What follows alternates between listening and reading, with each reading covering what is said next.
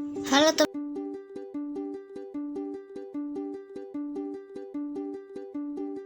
hari ini aku akan membaca buku seri sains untuk anak yang berjudul Siklus Air.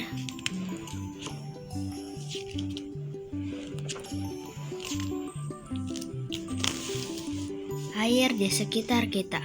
Air yang kamu minum pagi tadi, embun yang menetes dari daun di halaman, tetes hujan yang membasahi kota tadi malam, dan sungai yang mengalir membelah daratan. Pernahkah kamu membayangkan bahwa semuanya berasal dari sumber yang sama?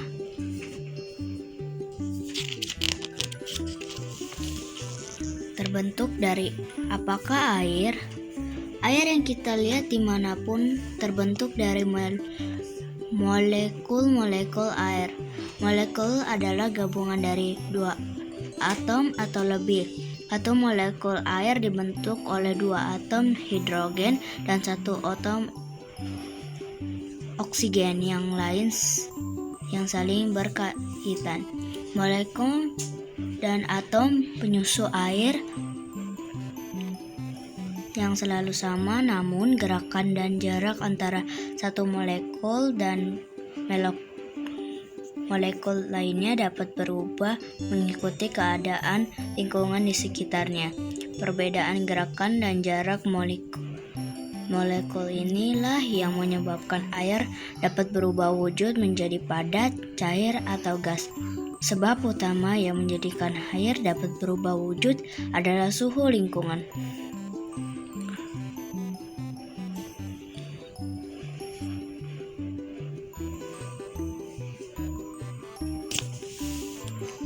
Fase, macam-macam wujud air.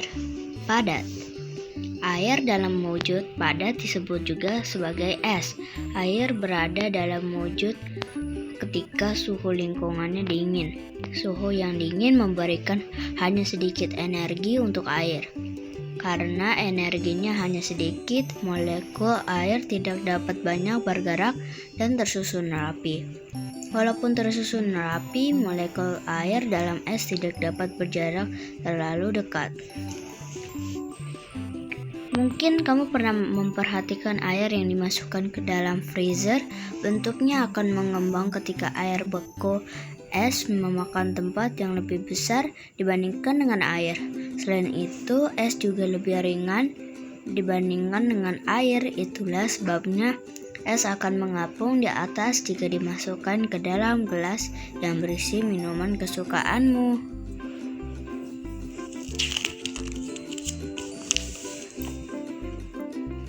Saat berada dalam wujud cair atau liquid, air berada dalam kondisi yang kita kenal sebagai air. Dalam wujud cair, air memiliki tingkat energi yang lebih tinggi dibandingkan dengan saat dalam wujud padat. Es bisa berubah menjadi cair ketika dipanaskan atau suhu lingkungan meningkat. Adanya pemanasan artinya ada tambahan energi untuk molekul air. Sebagai akibatnya, molekul air dalam wujud cair bisa bergerak lebih bebas. Ia mengalir dan bisa menyesuaikan bentuk dengan wadah yang ditempatinya. Gas. Ketika kita memanaskan air, kita akan melihat banyak gelembung yang bergerak ke atas. Dari mana asalnya? Gelembung tersebut adalah air yang berubah wujud menjadi gas akibat dipanaskan. Gas adalah wujud yang selanjutnya dari air. Air dalam wujud gas disebut juga sebagai uap air. Di udara bebas, air dalam wujud gas seringkali tidak terlihat atau hanya terlihat samar-samar, seperti uap yang keluar dari teko saat kita memanaskan air. Dalam wujud ini, air memiliki tingkat energi yang paling tinggi sehingga molekulnya bergerak lebih bebas dan lebih cepat dibandingkan dengan dalam wujud padat atau cair.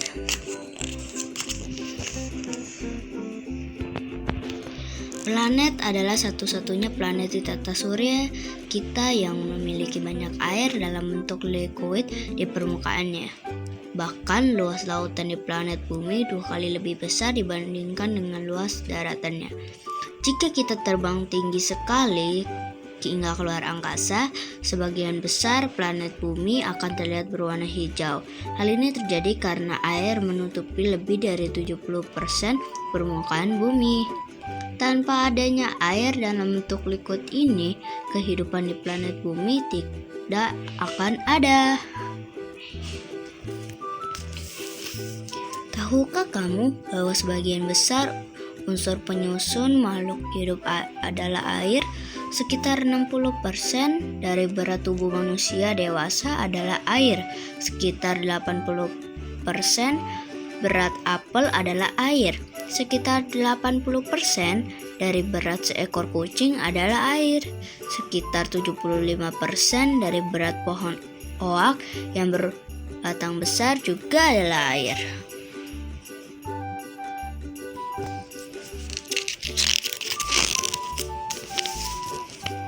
Apa itu siklus air? Sejak miliaran tahun lalu, kondisi planet bumi terus berubah. Namun meskipun banyak perubahan yang terjadi, jumlah air yang ada di planet bumi selalu sama. Hanya saja wujudnya berubah-ubah. Hal ini bisa terjadi karena air di planet bumi mengalami proses yang bernama siklus air atau dikenal juga sebagai siklus hidrologi. Siklus air adalah jalur atau pola yang diikuti oleh air saat bergerak di planet bumi. Dalam siklus ini, air terus-menerus mengalami perubahan wujud. Air dalam wujud cair bisa kita temukan di lautan, sungai, danau, bahkan di bawah tanah. Air dalam wujud padat atau es dapat kita lihat dalam bentuk gletser, salju, dan juga kriosfer atau daratan yang tertutup es di kutub utara dan kutub selatan. Sementara itu, air dalam bentuk gas ditemukan di udara yang kita hidup sehari-hari dan juga di lapisan atmosfer yang tinggi. Evaporasi. Siklus air terdiri dari 4 proses utama, yaitu evaporasi, kondensasi, presipitasi, dan koleksi. Air di planet kita harus berpindah dari satu proses ke proses lainnya. Waktu yang dibutuhkan oleh air dalam setiap proses ini berbeda-beda, tergantung pada lokasi di mana air berada. Misalnya, uap air hanya bertahan beberapa hari di atmosfer sebelum akhirnya turun hujan menjadi hujan. Namun, air di laut yang dalam memerlukan waktu hingga bertahun-tahun untuk mengalami perubahan wujud. Evaporasi, uap airnya naik ke udara. Energi dari matahari memanaskan permukaan bumi. Panas inilah yang kita rasakan di siang hari. Evaporasi atau disebut juga sebagai proses penguapan terjadi karena panas dari matahari yang menyebabkan suhu air di sungai, danau, dan lautan meningkat. Ketika ini terjadi, sejumlah air menguap ke udara dan berubah menjadi gas yang disebut sebagai uap air. Pada proses ini terjadi perubahan wujud air dari cair ke gas. Semakin panas suhu evaporasi yang terjadi akan semakin cepat. Selain terjadi pada sungai dan laut, penguapan juga terjadi pada tumbuhan-tumbuhan dan pohon juga kehilangan air ke udara melalui daunnya. Penguapan yang terjadi pada tumbuhan dikenal sebagai proses transpirasi atau evapotranspirasi.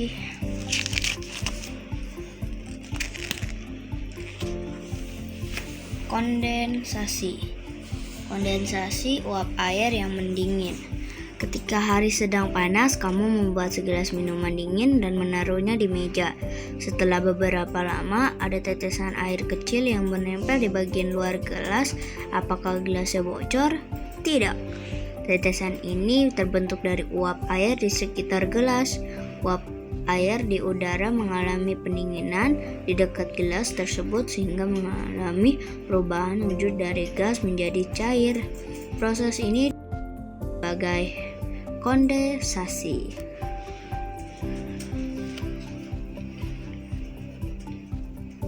Kondensasi. Dalam siklus air, uap air yang terbentuk dari proses evaporasi tidak bertahan lama. Setelah naik tinggi ke langit, uap air tersebut mengalami pendinginan lalu terjadi kondensasi. Uap air tersebut kemudian mengalami perubahan wujud menjadi titik-titik cairan sangat kecil dan membentuk awan. Setiap gumpalan awan yang kita lihat di langit terbentuk dari jutaan titik air. Arus udara atau angin ini dilapisi atmosfer yang tinggi, kemudian menggerakkan awan-awan ini hingga ke tempat yang jauh.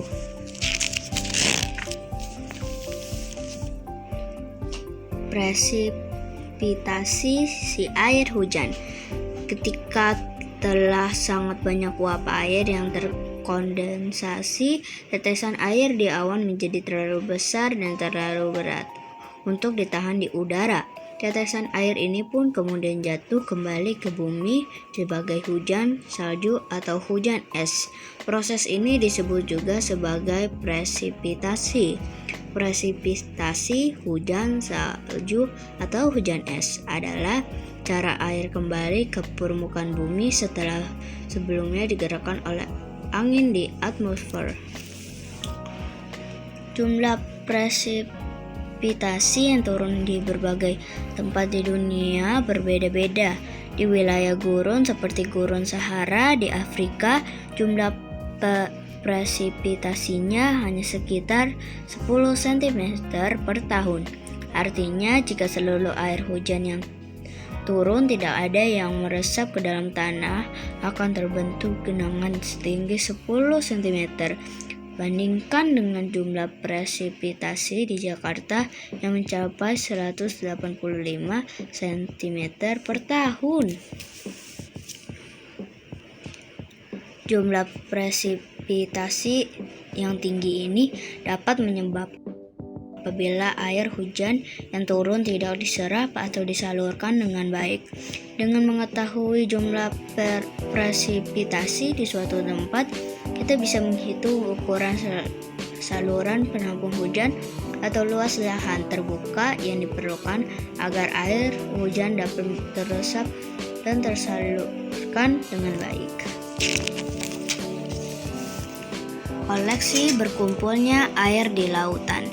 Hujan yang jatuh kemudian terkumpul di badan air seperti sungai, danau, dan lautan. Proses pengumpulan air hujan ini disebut juga sebagai proses koleksi. Dari tempat terkumpulnya hujan, air kemudian akan menguap kembali ke udara dan siklusnya terulang kembali.